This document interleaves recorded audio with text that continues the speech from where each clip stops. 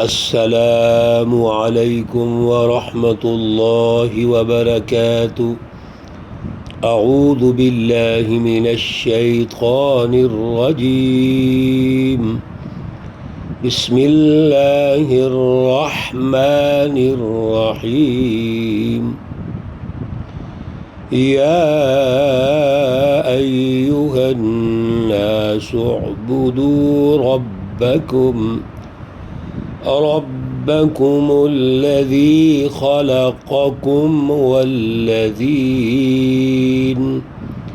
والذين من قبلكم لعلكم تتقون۔ صدق اللہ العلی العظیم۔ اللہم صلی علی سیدنا ومولانا محمد النبی الأمی وعلى آلہ واصحابہ وبارک وسلم وصلی علیہ۔ معزز سامعین و سامعات،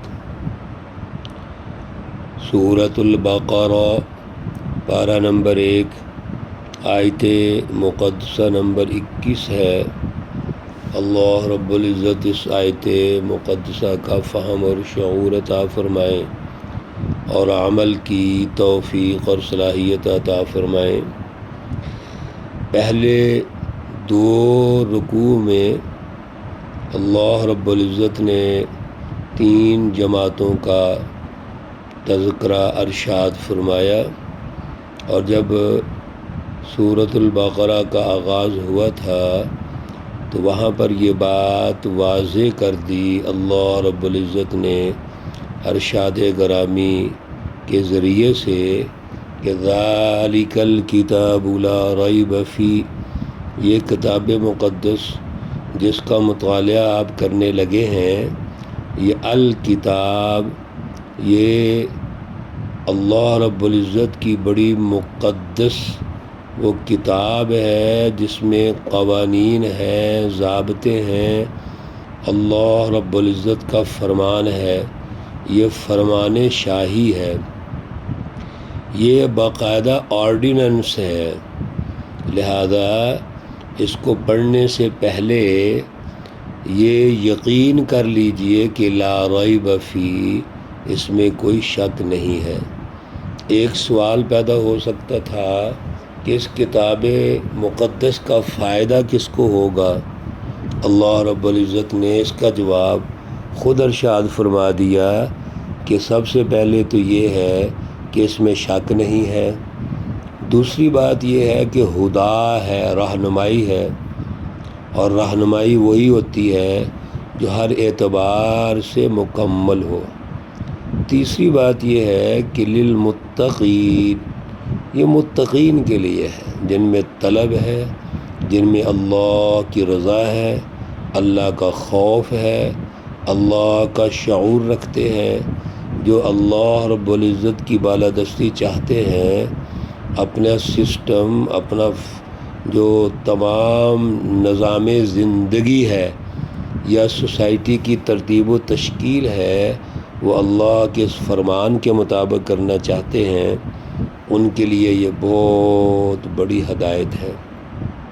میرے عزیزو، اللہ رب العزت نے پھر 3 جماعتوں کا ذکر کیا، متقین کی وضاحت ارشاد فرما دی، کفار کے حوالے سے ارشاد فرما دیا، اور پھر پورا رکوع منافقین کے بارے میں تھا۔ ہر درس میں اس کی وضاحت ہو چکی ہے، ہمیں توجہ کی بس ضرورت ہے۔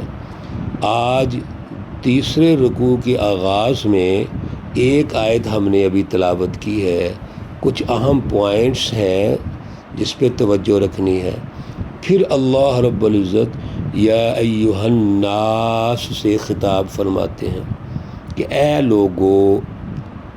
اس کا مطلب یہ ہے کہ اللہ رب العزت جو گفتگو ارشاد فرمانے لگے ہیں، یہ ہر انسان کی بنیادی ضرورت ہے۔ دیکھیے، اللہ نے تمام مخلوقات کو پیدا کیا ہے، ان کے نوعی تقاضے پیدا کیے ہیں، ان کے دائرے ہیں کچھ۔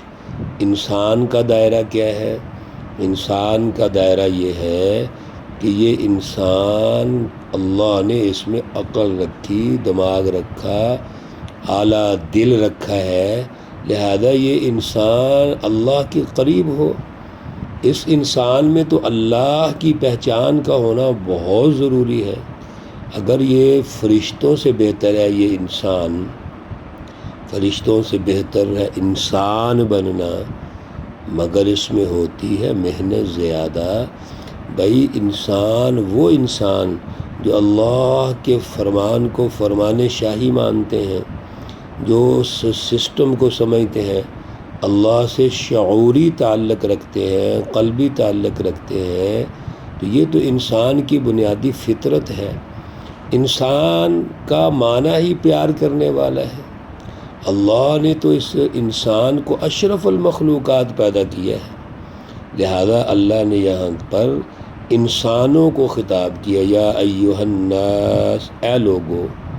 ایک تو بات یہ سمجھ آئی کہ انسان کی جو تخلیق ہے، اس کی جو پیدائش ہوئی ہے، یہ فطرت پہ ہوئی ہے، اور اس کی فطرت سلیمہ ہے۔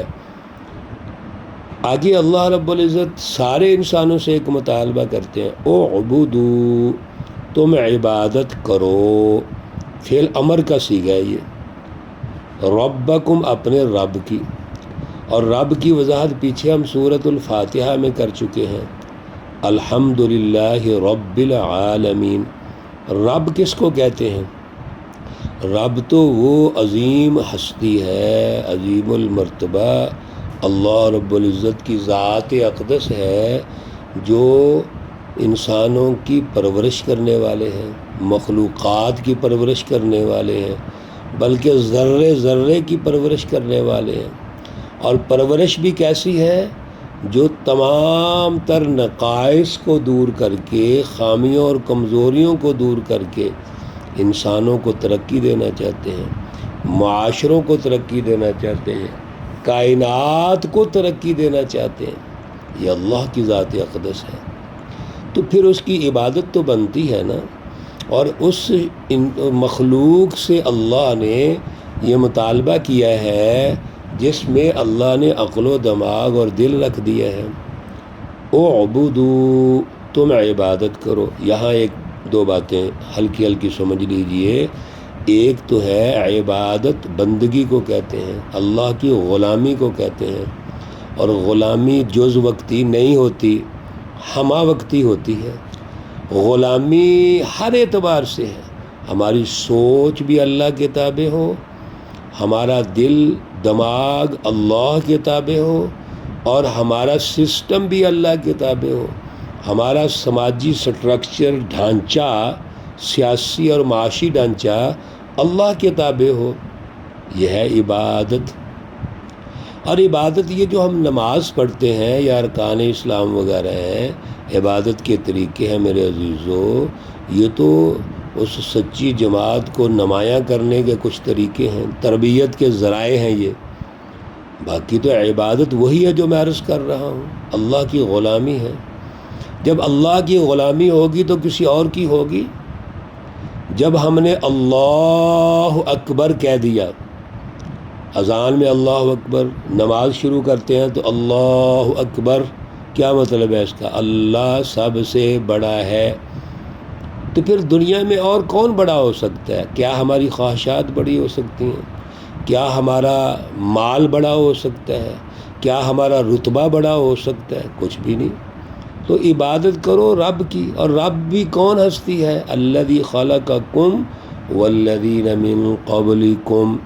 سبحان اللہ، اللہ کی تربیت کا انداز بھی دیکھیے۔ اللہ فرماتے ہیں تمہیں بھی اللہ نے پیدا کیا، اور تم سے پہلے لوگوں کو بھی اللہ نے پیدا کیا۔ اس کا مطلب یہ ہے کہ تم سے پہلے جتنا بھی دور گزر چکا ہے، جتنی بھی مخلوقات ہیں، آسمان و زمین وما بینہما، اور جو کچھ اس کے درمیان ہے، اس کو پیدا کرنے والے اللہ کی ذات اقدس ہے۔ عبادت کیوں کرنی ہے؟ لعلکم تتقون، تاکہ تم اللہ رب العزت سے ڈرنے والے بن جاؤ۔ عذاب سے بچ جاؤ، محفوظ ہو جاؤ، تقوی اختیار کر لو۔ عبادت کا مقصد تقوی ہے۔ تقوی کیا ہے؟ اس میں بھی 2-3 لائنیں سمجھ لیجئے۔ حضرت شاہ عبد القادر جیلانی رحمہ اللہ تعالی فرماتے ہیں تقوی ہے ان اللہ یأمر بالعدل والاحسان وایتاء ذی القربى وینہی عن الفحشاء والمنکر والبغی یعظکم لعلکم تذکرون۔ تقوی اللہ کی پہچان، اللہ کا قرب۔ تقوی کیا ہے؟ عدل کی پہچان، ظلم سے نفرت، ظالمانہ سوچ، ظالمانہ مائنڈ سیٹ، ظالمانہ مافیا اور جو ظالمانہ کوئی کردار ادا کرنا چاہتے ہیں ان سے نفرت۔ تو تقوی کا مرکز تو دل ہے۔ رسول اللہ صلی اللہ علیہ وسلم نے اشارہ فرمایا دل کی طرف اور فرمایا التقوی ہا ہنا، یہ ہے تقوی کا مرکز۔ میرے عزیزو، تقوی کوئی صرف بیانیے کا نام تو نہیں نا، اقرار باللسان ہم بس اللہ اللہ کرتے رہیں۔ تقوی اصل میں اللہ کی بالادستی ہے، اور اللہ کی بالادستی جب ہوگی تو عدل کا نظام ہوگا۔ ظلم کے نظام کی تمام تر بنیادیں ختم، اور عدل کے نظام کی تمام تر بنیادیں غالب ہوں گی۔ وہ انفرادی عدل ہو، اجتماعی ہو، خاندانی ہو، سماجی سوسائٹی کا ہو، ہر اعتبار سے اللہ رب العزت کی بالادستی ہو، یہ ہے عدل کا نظام، اور یہ ہے تقوی۔ تو عبادت کا مقصد تو تقوی ہے، نماز کا مقصد تقوی، روزے کا مقصد تقوی، حج کا مقصد تقوی، تمام تر جو بیانیہ ہے توحید کا اس کا مقصد تقوی۔ یہی توحید ہے۔ توحید اللہ کی غلامی ہے، اللہ کی عبادت ہے، اور جب اللہ کی عبادت ہے تو ہر ایک سے نفرت اور بغاوت۔ ہاں جو اللہ کے تابع ہے اس سے محبت، اور تقوی اللہ کا شعوری تعلق ہے۔ جب ہمارا دل اللہ سے مل جائے گا، ہماری خواہشات اللہ کے تابع ہو جائیں گی، ہمارا سیاسی اور معاشی نظام اللہ کے تابع ہو جائے گا، تو میرے عزیزو عدل کا نظام غالب ہوگا۔ یہ ہے تقوی۔ اعدلوا هو اقرب للتقوی، عدل کرو، یہ ہے تقوی۔ تو تقوی کا نتیجہ عدل ہے، تقوی کا نتیجہ خدا شناسی ہے، تقوی کا نتیجہ انسان دوستی ہے، تقوی کا نتیجہ اللہ کی بالادستی ہے۔ بڑی اہم گفتگو ہے میرے عزیزو، توجہ رکھنی چاہیے۔ اللہ ہمیں توفیق اور صلاحیت عطا فرمائے۔ اللہ رب العزت تمام بیماروں کو شفائے کاملہ عاجلہ مستمرہ عطا فرمائے۔ اللہ رب العزت تمام مرحومین و مرحومات کو جنت الفردوس میں اعلیٰ مقام عطا فرمائے۔ ربنا تقبل منا انك انت السميع العليم وتب علينا انك انت التواب الرحيم، وصلى الله تعالى على النبي الأمي محمد وعلى آله وأصحابه أجمعين برحمتك يا أرحم الراحمين۔ السلام عليكم ورحمة الله وبركاته۔